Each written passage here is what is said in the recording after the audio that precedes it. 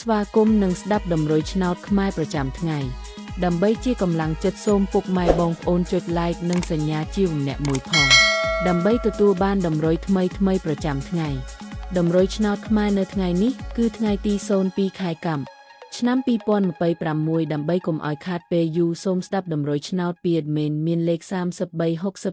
99 11 CD សម្រាប់លេខ OZ admin មាន2គ្រាប់គឺ អូសខ្ទង់60និង20សម្រាប់3លេខគឺ admin មាន2គ្រាប់ផងដែរគឺមានលេខ556គុណ523គុណ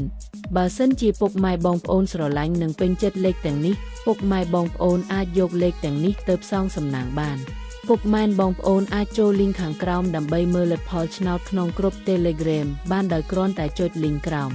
ជាចុងក្រោយសូមជូនពរពុកម៉ែបងប្អូនដែលយកលេខខាង admin